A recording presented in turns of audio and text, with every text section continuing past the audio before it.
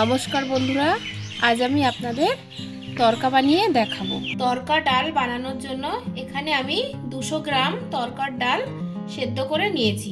একটা সিটি মেরেছি প্রেসার কুকারে দিয়ে, আর 5 ঘন্টা মতন ভিজিয়ে রেখেছিলাম। এবার আমি কড়াইতে তেল দিয়ে দিয়েছি।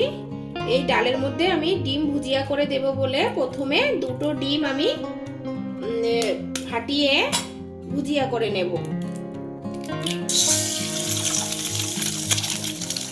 যদি ডিম না খান, ডিম না দিতেও পারেন, এমনি প্লেন করতে পারেন।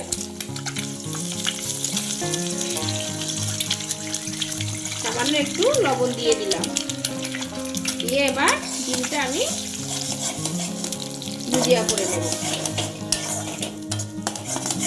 এই যে ডিমের ভুজিয়াটা আমার হয়ে গেছে, এবার আমি এটা নামিয়ে নেব।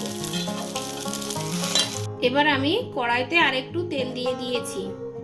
এবার আমি এই তেলের মধ্যে একটা বড় সাইজের পেঁয়াজ কুচি করে নিয়েছি, এটা এবার দিয়ে দেব। এবার এর মধ্যে 1 চামচ রসুন বাটা, 1 চামচ আদা বাটা, 2টো কাঁচা লঙ্কা কুচি আর একটা টমেটো।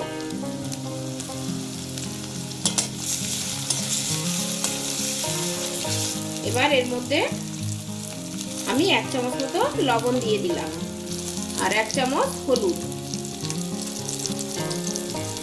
এবার আমি মশলাগুলো ভালো করে কষিয়ে নেব। মশলাটা আমি একটু কষিয়ে নিয়েছি।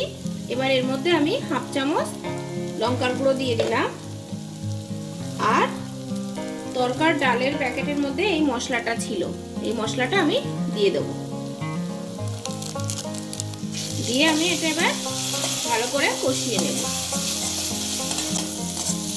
এই দেখো, মশলাটা আমি ভালো করে কষিয়ে নিয়েছি, মশলা থেকে আমার তেল ছেড়ে দিয়েছে।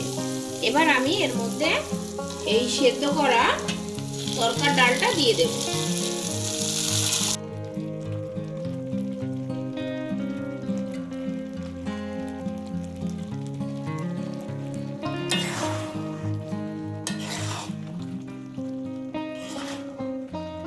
এই যে এটা আমার এরকম হয়েছে।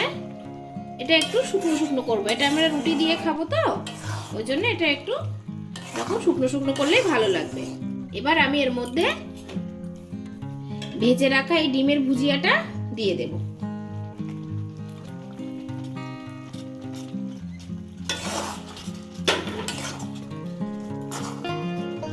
এটা আমার প্রায় হয়ে এসেছে। এই যে আমি এখানে কিছুটা কস্তুরি মেথি দিয়ে দেব। এটা ভালো করে হাত দিয়ে ডলে ডলে,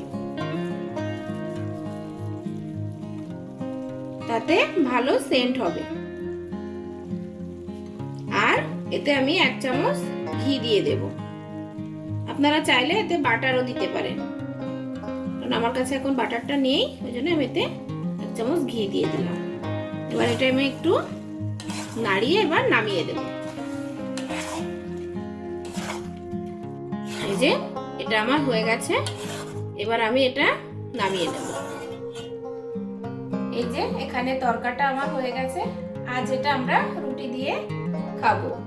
তো এই তরকার রেসিপিটা যদি আপনাদের ভালো লেগে থাকে, অবশ্যই একটা লাইক করবেন, শেয়ার করবেন আর কমেন্ট করবেন। আর যদি খুব ভালো লেগে থাকে তাহলে অবশ্যই সাবস্ক্রাইব করবেন।